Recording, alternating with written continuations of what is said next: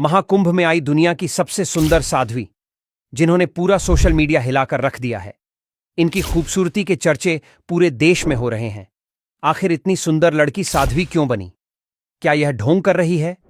क्या है इसके पीछे की सच्चाई? आइए जानते हैं।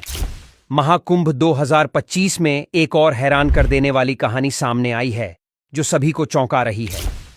इस बार चर्चा में है एक खूबसूरत अघोड़ी साध्वी हर्षा रिछारिया।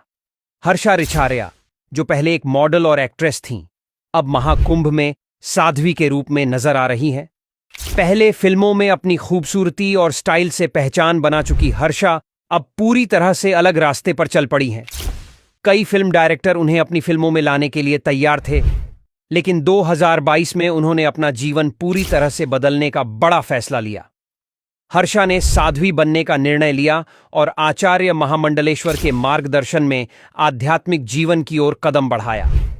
यह निर्णय उनके लिए आसान नहीं था, लेकिन हर्षा ने अपनी पुरानी जीवन शैली को छोड़कर एक साधारण और शांति से भरा जीवन अपनाया। पहले वह ग्लैमरस दुनिया की चमक धमक में खोई रहती थीं, लेकिन अब वह एक साध्वी के रूप में समाज के भले के लिए काम कर रही हैं। हर्षा अब सिर्फ 30 साल की है, लेकिन उन्होंने जो कदम उठाया है वह बहुत प्रेरणादायक है। उनका मानना है कि असली सुख और शांति बाहर की चीजों से नहीं, बल्कि अंदर से आती है। पहले जहां वह अपनी खूबसूरती और शोहरत की वजह से फिल्म इंडस्ट्री में बहुत पॉपुलर थीं, अब उन्होंने अपने जीवन का असली उद्देश्य ढूंढ लिया है। हर्षा का कहना है कि वह अब बाहरी आकर्षणों और शारीरिक सुखों से ऊपर उठकर आंतरिक शांति और संतुलन की ओर बढ़ रही है। हर्षा का मानना है कि अगर कोई सच्ची संतुष्टि चाहता है, तो उसे बाहरी दुनिया की चीजों से नहीं, बल्कि अपनी आत्मा से शांति प्राप्त करनी चाहिए। यही कारण है कि उन्होंने अपनी सारी आकर्षक चीजों को छोड़कर साध्वी बनने का निर्णय लिया।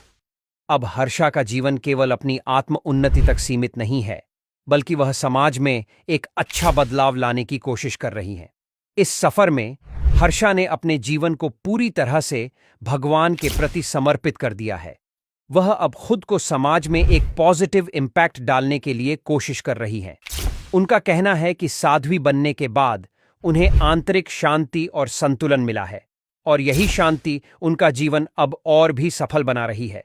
हर्षा को असली सुख और संतुष्टि कभी भी बाहरी दुनिया की चमक दमक में नहीं मिलती, बल्कि यह तो हमारे अंदर की शांति और संतुलन से आती है।